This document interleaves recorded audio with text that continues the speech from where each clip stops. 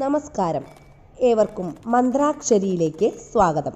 കേരളത്തിലെ എറണാകുളം ജില്ലയിൽ ആലുവ താലൂക്കിൽ ശ്രീമൂലനഗരം ഗ്രാമപഞ്ചായത്തിൽ വെള്ളാരപ്പള്ളി ഗ്രാമത്തിൽ പെരിയാറിൻ്റെ വടക്കേക്കരയിൽ സ്ഥിതി ചെയ്യുന്ന ക്ഷേത്രമാണ് തിരുവൈരാണിക്കുളം മഹാദേവ ക്ഷേത്രം. മൃത്യുഞ്ജയനായ ശിവനും ആദിപരാശക്തിയായ പാർവതിയുമാണ് ഈ ക്ഷേത്രത്തിലെ പ്രധാന പ്രതിഷ്ഠകൾ. ശിവനെ കിഴക്കുഭാഗത്തേക്കും ശ്രീ പാർവതിയെ പടിഞ്ഞാറു ഭാഗത്തേക്കും ദർശനമായി ഒരേ ശ്രീകോവിലിൽ തന്നെ പ്രതിഷ്ഠിച്ചിരിക്കുന്നു. ശിവൻ മുഖ്യ പ്രതിഷ്ഠകളിലൊരാൾ ആണെങ്കിലും ഇവിടത്തെ പാർവതീ ദേവിക്കാണ് കൂടുതൽ പ്രസിദ്ധി. ധനുമാസത്തിൽ തിരുവാതിര നാൾ മുതൽ 12 ദിവസം മാത്രമേ ശ്രീ പാർവതീ ദേവിയുടെ നട തുറക്കുകയുള്ളൂ. അതുകൊണ്ടുതന്നെ ഈ ദിവസങ്ങളിൽ ഭക്തജന തിരക്ക് കൂടുതലാണ്. ഭക്തജനങ്ങളിൽ നല്ലൊരു ഭാഗവും സ്ത്രീകളാണ്.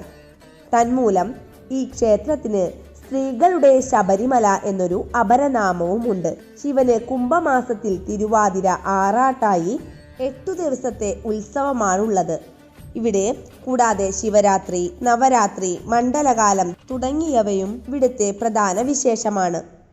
അകവൂർ, വെടിയൂർ, വെൺമണി എന്നീ 3 ഇല്ലക്കാർ ചേർന്ന ഒരു ട്രസ്റ്റാണ് ക്ഷേത്രഭരണം നടത്തുന്നത്. തിരുവൈരാണിക്കുളം മഹാദേവ ക്ഷേത്രത്തിൽ മംഗല്യവരദായിനിയായ ശ്രീ പാർവതീദേവിയുടെ നടതുറപ്പ് മഹോത്സവം 2025 ജനുവരി 12 ഞായർ രാത്രി 8 മണി മുതൽ 2025 ജനുവരി 23 വ്യാഴം രാത്രി 8 മണി വരെയാണ്. നടതുറപ്പ് വേളയിൽ ദർശനം നടത്തുന്ന ഭക്തജനങ്ങൾക്ക് മംഗല്യഭാഗ്യവും ഇഷ്ടസന്താനലബ്ധിയും ദീർഘമംഗല്യവും കൈവരുമെന്നാണ് വിശ്വാസം. ഭക്തരുടെ ഏത് ആഗ്രഹവും അടുത്ത ഒരു വർഷത്തിനുള്ളിൽ സാധിച്ചു കൊടുക്കുന്ന ദേവിയാണിവിടെയുള്ളത്. ദക്ഷിണ കൈലാസമെന്നും മംഗല്യവരദായിനി ക്ഷേത്രമെന്നും വിശേഷിപ്പിക്കുന്നു. ധനുമാസത്തിലെ തിരുവാതിര മുതൽ 12 ദിവസം മാത്രമേ ശ്രീ പാർവതീ ദേവിയെ ദർശിക്കാൻ സാധിക്കൂ. സ്വയംഭൂവായ ശ്രീ മഹാദേവനും ശ്രീ പാർവതീ ദേവിയും ഇവിടെ വാണരുളുന്നു. മഹാദേവനാണ് പ്രധാന പ്രതിഷ്ഠ. കിഴക്ക് ദർശനമായി മഹാദേവനും പടിഞ്ഞാറു ദർശനമായി പാർവതീ ദേവിയെയും പ്രതിഷ്ഠിച്ചിരിക്കുന്നു. ശിവപാർവതിമാർ ഒരേ ശ്രീകോവിലിൽ അനഭിമുഖമായി വാണരുളുന്ന ഒരു ക്ഷേത്രം കൂടിയാണിത്. തിരുവൈരാണിക്കുളം ക്ഷേത്രത്തിൻ്റെ ഉത്ഭവം എങ്ങനെയെന്ന് നോക്കാം. തിരുവൈരാണിക്കുളം ക്ഷേത്രത്തിൻ്റെ ഉത്ഭവക്ഷേത്രം ഊരാള കുടുംബങ്ങളിലൊന്നായ അകവൂർ മനയുമായും പറയിപ്പറ്റ പന്തീരുകുലവുമായും ബന്ധപ്പെട്ടു നിൽക്കുന്നു. മുമ്പ് തൃശൂർ ജില്ലയിൽ മാളയ്ക്കടുത്ത് ഐരാണിക്കുളത്തായിരുന്നു അകവൂർ മന സ്ഥിതി ചെയ്തിരുന്നത്.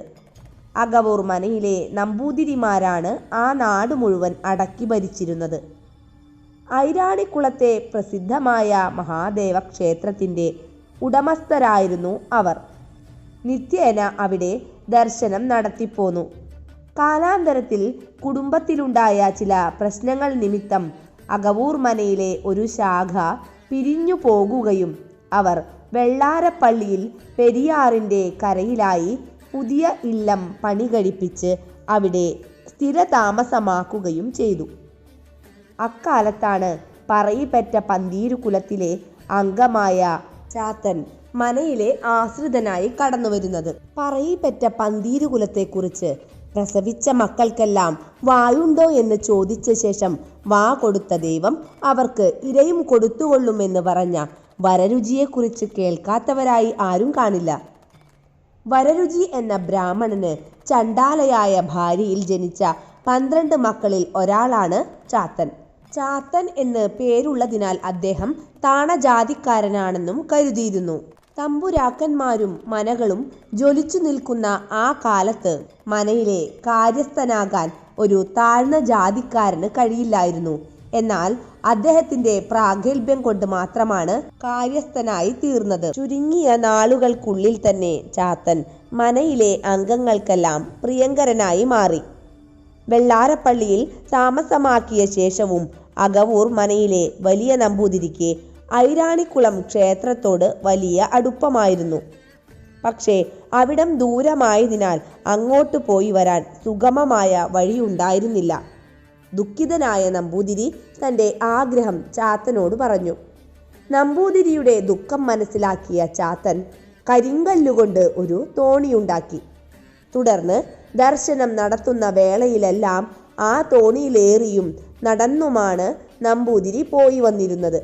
എന്നാൽ പ്രായമായപ്പോൾ നമ്പൂതിരിക്ക് ദൂരയാത്ര സാധിക്കാത്ത ഒരു ഘട്ടം വന്നു. അവസാനമായി ഐരാണിക്കുളത്തപ്പനെ തൊഴുതു വരുമ്പോൾ നടയിൽ നിന്ന് പൊട്ടിക്കരഞ്ഞുകൊണ്ട് നമ്പൂതിരി തനിക്കിനി ഐരാണിക്കുളത്ത് വന്നു തൊഴാൻ കഴിയാത്ത ദുഃഖം അറിയിച്ചു. കാരുണ്യമൂർത്തിയായ ഐരാണിക്കുളത്തപ്പൻ തൻ്റെ ഭക്തന്റെ ആഗ്രഹമനുസരിച്ച് കുടികൊള്ളാമെന്ന് സമ്മതിച്ചു. മനയിലേക്കുള്ള മടക്കയാത്രയ്ക്കായി നമ്പൂതിരി തൻ്റെ ഓലക്കുടയെടുത്തപ്പോൾ അതിന് പതിവില്ലാത്ത ഭാരം തോന്നി. എന്താണ് കാരണമെന്ന് അദ്ദേഹത്തിന് അപ്പോൾ മനസ്സിലായില്ല. ഈ സംഭവം അദ്ദേഹം ചാത്തനോട് പറഞ്ഞെങ്കിലും അതൊന്നും സാരമില്ലെന്നായിരുന്നു ചാത്തൻ്റെ മറുപടി. മടക്കയാത്രയിൽ മനപ്പറമ്പിൽ നിന്ന് അല്പം ദൂരെ എത്തിയപ്പോൾ നമ്പൂതിരിക്ക് കലശലായ മൂത്രശങ്കയുണ്ടായി. അടുത്ത് അനുയോജ്യമായ ഒരു സ്ഥലം കണ്ട അദ്ദേഹം ചാത്തനോട് തോണി കരയ്ക്കടുപ്പിക്കാൻ പറയുകയും ചാത്തൻ അപ്രകാരം ചെയ്യുകയും ചെയ്തു. തൻ്റെ ഓലക്കുട ഒരു സ്ഥലത്ത് ഒതുക്കി വച്ച ശേഷം നമ്പൂതിരി മൂത്രശങ്ക തീർത്തു. തുടർന്ന് കൈകൾ കഴുകി കുടയെടുത്തപ്പോൾ അതിൻ്റെ ഭാരം കുറഞ്ഞിട്ടുണ്ടായിരുന്നു. ഇതെന്തു മറിമായം എന്നറിയാതെ നമ്പൂതിരി അന്തം വിട്ടുനിന്നു. ഇക്കാര്യം അദ്ദേഹം ചാത്തനോട് പറഞ്ഞപ്പോൾ എല്ലാറ്റിനും സമാധാനമുണ്ടാകുമെന്നായിരുന്നു മറുപടി. അകവൂർ മനക്കടവിൽ തോണിയെത്തിയപ്പോൾ നമ്പൂതിരിയും ചാത്തനും അവിടെ നിന്ന് ഇറങ്ങുകയും ചാത്തൻ തോണി മറിച്ചിടുകയും ചെയ്തു. ഇതുകണ്ട നമ്പൂതിരി കാര്യമെന്താണെന്ന് ചോദിച്ചപ്പോൾ ഇനി തോണിയുടെ ആവശ്യമില്ലെന്ന് ചാത്തൻ പറഞ്ഞു. ചാത്തൻ മറിച്ചിട്ട തോണി ഒരു കല്ലായി മാറി. ഇന്നും പെരിയാറ്റിലെ അകവൂർ മനക്കടവിൽ ആ കല്ല് പൊന്തിക്കിടക്കുന്നത് കാണാം. ഇന്ന് ക്ഷേത്രമിരിക്കുന്ന സ്ഥലം അന്ന് കൊടുങ്കാടായിരുന്നു. വന്യമൃഗങ്ങൾ അവിടെ സ്വൈരവിഹാരം നടത്തിപ്പോന്നു. നമ്പൂതിരി ഐരാണിക്കുളം ദർശനം കഴിഞ്ഞ് മടങ്ങിയെത്തിയ ദിവസം തന്നെ അവിടെയൊരു സംഭവമുണ്ടായി. മേൽപ്പറഞ്ഞ സ്ഥലത്ത് കാടുവെട്ടാൻ വന്ന ഒരു പുലയ സ്ത്രീ തൻ്റെ കയ്യിലുണ്ടായിരുന്ന അരിവാളിനും മൂർച്ച കൂട്ടാൻ അടുത്തു കണ്ട ഒരു കല്ലിൽ ഉരച്ചു നോക്കിയപ്പോൾ അവിടെ നിന്ന് രക്തപ്രവാഹമുണ്ടായി. സമനില തെറ്റിയ ആ സ്ത്രീ ഏകദേശം 3 കിലോമീറ്റർ ദൂരം കിഴക്കോട്ടോടി ഒഴിഞ്ഞ ഒരു പറമ്പിലെത്തുകയും അവിടെ വച്ച് മുക്തിയടയുകയും ചെയ്തു. ഈ വിവരം കാട്ടുതീ പോലെ പടർന്നു. വിവരമറിഞ്ഞ നമ്പൂതിരി പരിവാരങ്ങളോടും ചാത്തനടക്കമുള്ള പരിചാരകരോടും കൂടി സംഭവ സ്ഥലത്തെത്തി നോക്കിയപ്പോൾ സ്വയംഭൂവായ ഒരു ശിവലിംഗത്തിൽ നിന്നാണ് രക്തപ്രവാഹമുണ്ടാകുന്നതെന്ന് മനസ്സിലാക്കി. തൊട്ടടുത്ത് ഒരു കിണറും പ്രത്യക്ഷപ്പെട്ടിരിക്കുന്നു. സന്തോഷാധിക്യം കൊണ്ട് കണ്ണു നിറഞ്ഞുപോയ നമ്പൂതിരി ശിവലിംഗത്തിനു മുന്നിൽ സാഷ്ടാംഗം പ്രണമിച്ചു. ഐരാണിക്കുളത്തുനിന്നും മടങ്ങുന്ന സമയത്ത് ഐരാണിക്കുളത്തപ്പൻ നമ്പൂതിരിയുടെ കുടയിൽ കുടികൊണ്ടതുകൊണ്ടാണ് അതിന് അത്യധികം ഭാരം തോന്നിയതെന്നും നമ്പൂതിരി മൂത്രമൊഴിക്കുന്നതിനു മുൻപായി കുട ഒരു സ്ഥലത്ത് ഒതുക്കി വച്ചപ്പോൾ ഐരാണിക്കുളത്തപ്പൻ കുടയിൽ നിന്നിറങ്ങുകയും ഭൂമിക്കടിയിലൂടെ സഞ്ചരിച്ച് ആദ്യം കിണറ്റിൽ കുടികൊണ്ട ശേഷം സ്വയംഭൂവായി പ്രത്യക്ഷപ്പെടുകയുമായിരുന്നുവെന്നും ചാത്തൻ നമ്പൂതിരിയെ അറിയിച്ചു. ഇത്രയുമായപ്പോൾ നമ്പൂതിരി ക്ഷേത്ര നിർമ്മാണത്തിനുള്ള ഒരുക്കങ്ങൾ തുടങ്ങി. പ്രഗത്ഭരായ ക്ഷേത്രശില്പികളുടെ നേതൃത്വത്തിൽ എല്ലാവിധ വാസ്തു നിയമങ്ങളും അനുസരിച്ചാണ് ക്ഷേത്ര നിർമ്മാണം നടത്തിയത്. ഐരാണിക്കുളത്തപ്പൻ പാർവതി സമേത ഭാവത്തിലുള്ള പ്രതിഷ്ഠയായതിനാൽ പുതിയ ക്ഷേത്രത്തിലും പാർവതി പ്രതിഷ്ഠ നടത്തി. ഐരാണിക്കുളത്തപ്പൻ കുടികൊള്ളുന്ന സന്നിധി അന്നു മുതൽ തിരുവൈരാണിക്കുളം എന്ന പേരിൽ പ്രസിദ്ധമായി. അകവൂർ നമ്പൂതിരി തന്നെ ക്ഷേത്രത്തിൻ്റെ ഊരാളനുമായി. ക്ഷേത്രത്തിൽ നടതുറപ്പ് മഹോത്സവം എങ്ങനെയാണ് ഉണ്ടായതെന്ന് നോക്കാം. ക്ഷേത്രത്തിലെ ഏറ്റവും വലിയ പ്രത്യേകതയാണ് ധനുമാസത്തിലെ തിരുവാതിര മുതൽ 12 ദിവസം നീണ്ടു നിൽക്കുന്ന ശ്രീ പാർവതി ദേവിയുടെ നടതുറപ്പ് മഹോത്സവം. മറ്റൊരു ക്ഷേത്രത്തിലുമില്ലാത്ത ഈ വിശേഷ ചടങ്ങ് ഇവിടെ തുടങ്ങാൻ കാരണമായ ഒരു സംഭവമുണ്ട്. അതിങ്ങനെയാണ്. പണ്ടുകാലത്ത് ക്ഷേത്രത്തിൽ ദേവീനട എല്ലാ ദിവസവും തുറന്നിരുന്നു. അക്കാലത്ത് ക്ഷേത്രത്തിൽ ഭഗവാന്റെ നിവേദ്യം തയ്യാറാക്കുന്നതുപോലും ഭഗവതിയായിരുന്നു എത്രേ. ഈ സങ്കല്പത്തിൽ നിവേദ്യത്തിനായുള്ള വസ്തുക്കൾ തിടപ്പള്ളിയിൽ എത്തിച്ചാൽ പിന്നീട് അത് അടച്ചിടുന്ന പതിവുണ്ടായിരുന്നു. നിശ്ചിത സമയം കഴിഞ്ഞ് തുറന്നു നോക്കുമ്പോഴേക്കും നിവേദ്യം തയ്യാറായി കഴിഞ്ഞിട്ടുണ്ടാകും. ഇതുമൂലമാണ് ദേവി തന്നെയാണ് ഉണ്ടാക്കുന്നതെന്ന വിശ്വാസം പരന്നത്. ഇതിനെക്കുറിച്ച് അന്വേഷിക്കുന്നതിനായി ക്ഷേത്രം ഊരാളന്മാർ ഒരു ദിവസം ക്ഷേത്രത്തിലെത്തി. നിവേദ്യം തയ്യാറാക്കുന്നതിനായി സാധനങ്ങൾ തിടപ്പള്ളിയിൽ കയറ്റി വാതിലടച്ച ശേഷമാണ് അവർ ദർശനത്തിനെത്തിയത്. നിശ്ചിത സമയത്തിനു മുൻപ് വാതിൽ തുറന്നു നോക്കിയ അവർ കണ്ടത് സർവാഭരണ വിഭൂഷിതയായ പാർവതീദേവി ഭക്ഷണം പാചകം ചെയ്യുന്നതാണ്. ഈ കാഴ്ച കണ്ട് ഞെട്ടിപ്പോയ ഊരാളന്മാർ അമ്മേ ദേവി ജഗദംബികെ എന്ന് ഉറക്കെ വിളിച്ചു. തൻ്റെ രഹസ്യം പുറത്തായതിൽ ദുഃഖിതയായ ഭഗവതി താൻ ക്ഷേത്രം വിട്ടിറങ്ങാൻ പോകുകയാണെന്ന് ഊരാളന്മാരോട് പറഞ്ഞു. ഇതിൽ ദുഃഖിതരായ മൂവരും ദേവിയുടെ തൃപ്പാദങ്ങളിൽ വീണ് മാപ്പപേക്ഷിച്ചപ്പോൾ എല്ലാ വർഷവും തൻ്റെ പതിയുടെ ജന്മനാളായ ധനുമാസത്തിലെ തിരുവാതിര മുതൽ 12 ദിവസം ദർശനം നൽകുന്നതാണെന്നും ആ സമയത്ത് ദർശനം നടത്തുന്നത് പുണ്യമായിരിക്കുന്നുവെന്നും ഭഗവതി അരുൾ ചെയ്തു. ഇതിനെ തുടർന്നാണ് നടതുറപ്പു മഹോത്സവം ആരംഭിച്ചത്. തിരുവൈരാണിക്കുളം ഗ്രാമത്തിൻ്റെ ഒത്ത നടുക്കായാണ് ക്ഷേത്രം സ്ഥിതി ചെയ്യുന്നത്. കിഴക്കോട്ടാണ് ക്ഷേത്രത്തിൻ്റെ ദർശനം.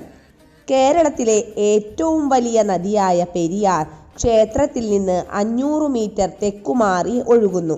ക്ഷേത്രത്തിൽ നിന്നും നേരെ കിഴക്കുമാറി മറ്റൊരു ക്ഷേത്രം കാണാം. ഇരവിപുരം ശ്രീകൃഷ്ണസ്വാമി ക്ഷേത്രം എന്നാണ് ഈ ക്ഷേത്രത്തിൻ്റെ പേര്. ഗുരുവായൂർ ക്ഷേത്രത്തിലെ ദർശനം പൂർത്തിയാകാൻ മമ്മയൂർ ക്ഷേത്രത്തിലും ദർശനം നടത്തണമെന്നതുപോലെ തിരുവൈരാണിക്കുളം ദർശനം പൂർത്തിയാകാൻ ഇരവിപുരത്തും ദർശനം നടത്തണമെന്നാണ് ചിട്ട. അതിനാൽ ഇവിടെയും വലിയ ഭക്തജനത്തിരക്ക് അനുഭവപ്പെടാറുണ്ട്. ഗുരുവായൂരിലേതുപോലെ ഇരവിപുരത്തും ചതുർബാഹുവായ മഹാവിഷ്ണുവിനെയാണ് ശ്രീകൃഷ്ണ സങ്കല്പത്തിൽ ആരാധിക്കുന്നത്. പടിഞ്ഞാറോട്ട് ദർശനം കുരുക്ഷേത്ര യുദ്ധത്തിനിടയിൽ തൻ്റെ ഭക്തനായ അർജുനന് വിശ്വരൂപം കാണിച്ചു കൊടുക്കുന്ന ഭഗവാനായാണ് സങ്കല്പം. ഈ ക്ഷേത്രവും അകവൂർ മനയുടെ വകയാണ്. ചിങ്ങമാസത്തിൽ വരുന്ന അഷ്ടമി രോഹിണിയാണ് ഈ ക്ഷേത്രത്തിലെ പ്രധാന ആണ്ടുവിശേഷം. ശിവനും പാർവതിയും ശ്രീകൃഷ്ണനും നേർരേഖയിൽ കുടികൊള്ളുന്ന ലോകത്തിലെ ഏക സ്ഥലം ഒരുപക്ഷെ തിരുവൈരാണിക്കുളമായിരിക്കും. ഇരവിപുരം ക്ഷേത്രത്തിൽ നിന്ന് നേരെ തെക്കുമാറിയാണ് അകവൂർ മന സ്ഥിതി ചെയ്യുന്നത്. കിഴക്കേ ഗോപുരത്തിലൂടെ അകത്തു കടന്നാൽ ആദ്യം കാണുന്നത് വലിയ ആനക്കൊട്ടിലാണ്. സാമാന്യം വലുപ്പമുള്ള ഈ ആനക്കൊട്ടിലിന് പക്ഷേ അധികം പഴക്കമില്ല. ക്ഷേത്രത്തിൻ്റെ പ്രസിദ്ധി വർദ്ധിച്ചതിനു ശേഷമാണ് ആനക്കൊട്ടിലടക്കം പല സൗകര്യങ്ങളും ക്ഷേത്രത്തിൽ ഉണ്ടായത്. ഉത്സവകാലത്ത് 5ലധികം ആനകളെ എഴുന്നള്ളിച്ചു നിർത്താനുള്ള സൗകര്യം ഇവിടെയുണ്ട്.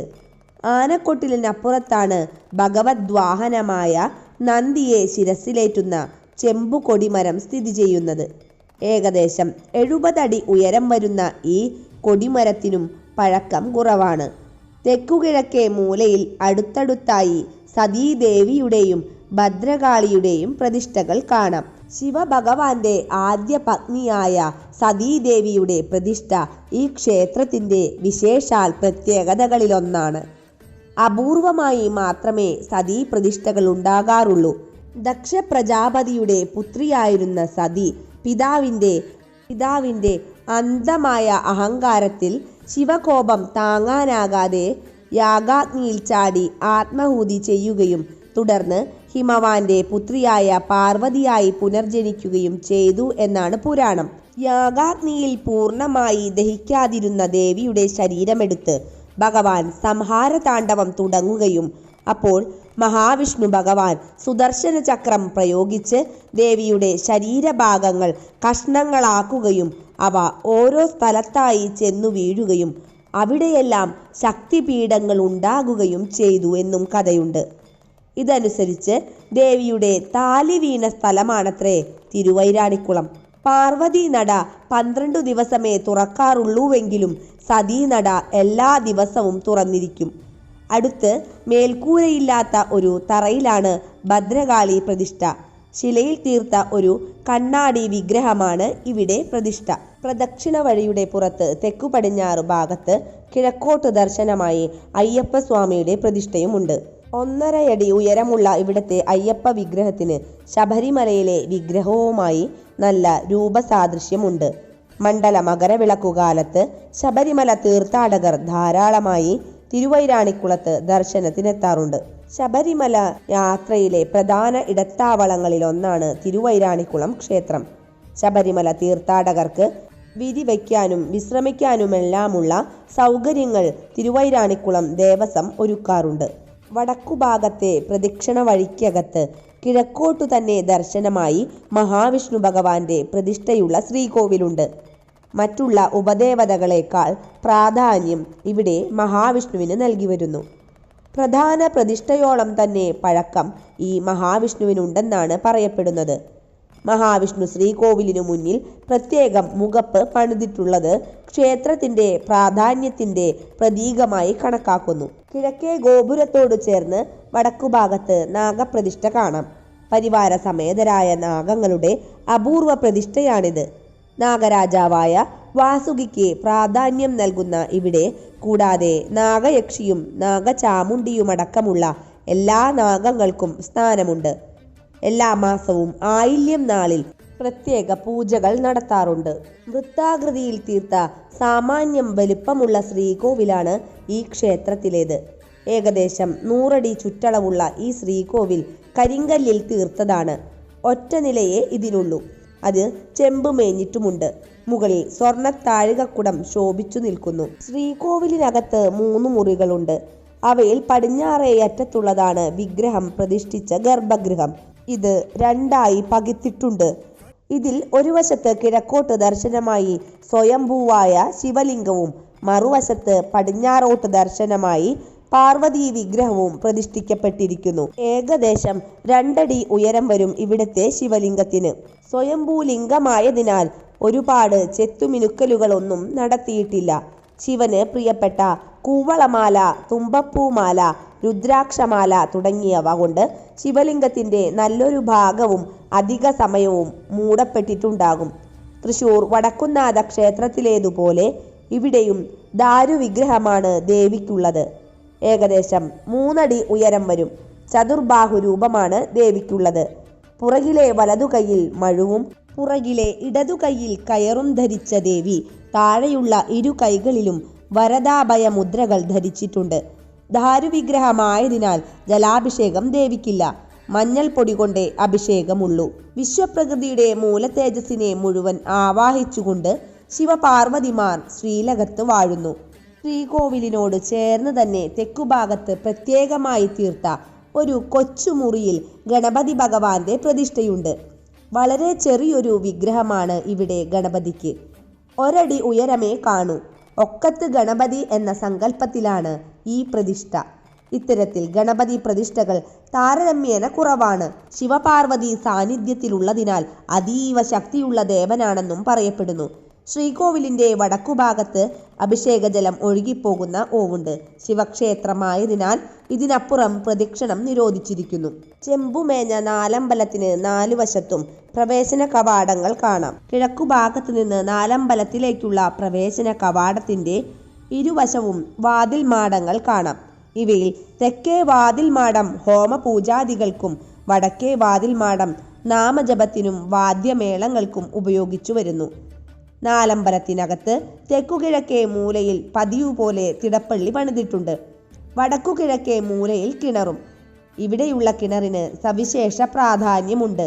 കാരണം ഐതിഹ്യമനുസരിച്ച് ആദ്യം ഭഗവത് സാന്നിധ്യം അനുഭവപ്പെട്ടത് അവിടെയാണ്. ശ്രീകോവിലിന് നേരെ മുന്നിൽ നമസ്കാര മണ്ഡപം പണിതിരിക്കുന്നു.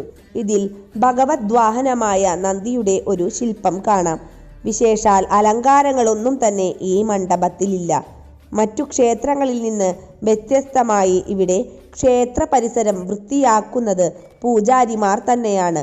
അവർ തന്നെ ചെയ്യണമെന്നാണ് നിയമം അനുശാസിക്കുന്നതും. നിത്യേന 5 പൂജകളും 3 ശീവേലികളുമുള്ള മഹാക്ഷേത്രമാണ് തിരുവൈരാണിക്കുളം മഹാദേവ ക്ഷേത്രം. പുലർച്ചെ 4 മണിക്ക് 7 തവണയുള്ള ശംഖുവിളിയോടെയും തവിൽ, നാദസ്വരം, കുഴിത്താളം തുടങ്ങിയ വാദ്യങ്ങളോടെയും ഭഗവാനെ പള്ളി ഉണർത്തിയ ശേഷം 4:30-ക്ക് നട തുറക്കുന്നു. ക്ഷേത്രത്തിലെ ഏറ്റവും പ്രധാനപ്പെട്ട ആണ്ടുവിശേഷമാണ് ധനുമാസത്തിലെ തിരുവാതിര. പാർവതി ദേവിയുടെ നടതുറപ്പു മഹോത്സവം. ഈ 12 ദിവസങ്ങളിൽ ദേവിയെ വന്ദിച്ചാൽ മംഗല്യലബ്ധിയും ദീർഘമാംഗല്യവും കുടുംബ സൗഖ്യവും ഉണ്ടാകുമെന്ന് ഭക്തർ വിശ്വസിക്കുന്നു. കേരളത്തിന്റെ വിവിധ ഭാഗങ്ങളിൽ നിന്ന് നിരവധി ഭക്തരാണ് ഈ ചടങ്ങിന് ഇവിടെ എത്തിച്ചേരാറുള്ളത്. അവർക്ക് എത്തിച്ചേരാൻ സൗകര്യത്തിനായി ആലുവ, അങ്കമാലി, പെരുമ്പാവൂർ, മൂവാറ്റുപുഴ തുടങ്ങിയ ഡിപ്പോകളിൽ നിന്ന് KSRTC ബസ് സർവീസുകളും ആലുവ, അങ്കമാലി റെയിൽവേ സ്റ്റേഷനുകളിൽ നിന്ന് തീവണ്ടികൾക്ക് പ്രത്യേകം സ്റ്റോപ്പും അനുവദിക്കാറുണ്ട്. തിരുവാതിര നക്ഷത്രം സന്ധ്യയ്ക്ക് വരുന്ന ദിവസമാണ് ക്ഷേത്രത്തിൽ ദേവിയുടെ നട തുറക്കുന്നത്. ഇതിനോടനുബന്ധിച്ച് അന്നേ ദിവസം വൈകിട്ട് 4 മണിക്ക് ശിവപാർവതിമാർക്ക് ചാർത്താനുള്ള തിരുവാഭരണങ്ങൾ വഹിച്ചുകൊണ്ടുള്ള ഘോഷയാത്ര 3 ഊരാള കുടുംബങ്ങളിൽ പ്രധാനപ്പെട്ടതായ അകവൂർ മനയിൽ നിന്ന് പുറപ്പെടുന്നു.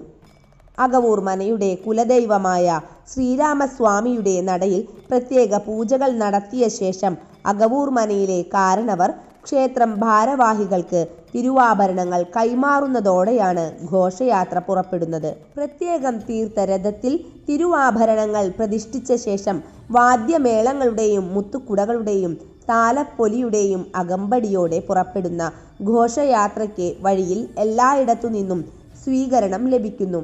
ഇതിനിടയിൽ മറ്റ് 2 ഊരാള കുടുംബക്കാരും ഇവിടെ എത്തിയിട്ടുണ്ടാവും. 8 മണിയാകും ഘോഷയാത്ര ക്ഷേത്രത്തിൽ എത്തിച്ചേരാൻ. ആ സമയത്ത് ദേവിയുടെ തോഴിയായ പുഷ്പിണി എന്ന സ്ഥാനം വഹിക്കുന്ന ഒരു മുതിർന്ന സ്ത്രീയും ഇവിടെ എത്തിച്ചേർന്നിട്ടുണ്ടാകും. 3 മനക്കാരും ക്ഷേത്രത്തിൽ എത്തിച്ചേർന്നോ എന്ന് പുഷ്പിണി 3 പ്രാവശ്യം ചോദിക്കുന്നു. എല്ലാവരും എത്തിച്ചേർന്നിട്ടുണ്ടെന്ന് അറിഞ്ഞാൽ ക്ഷേത്രം മേൽശാന്തിയോട് ദേവിയുടെ നട തുറക്കാൻ പുഷ്പിണി ആവശ്യപ്പെടുകയും അതനുസരിച്ച് നട തുറക്കുകയും ചെയ്യുന്നു. ആ സമയം ക്ഷേത്രത്തിൽ ഉയർന്നു കേൾക്കുന്ന നാമജപവും സ്ത്രീ ഭക്തജനങ്ങളുടെ വായ്ക്കുരവിടലും തുടരെയുള്ള കതിനവെടികളും മുഴങ്ങി കേൾക്കുന്നു. അതോടെ നട തുറപ്പ് മഹോത്സവത്തിന് തുടക്കമായി. അന്നേ ദിവസം രാത്രി ക്ഷേത്രത്തിൽ തിരുവാതിരക്കളിയും ഉണ്ടാകും.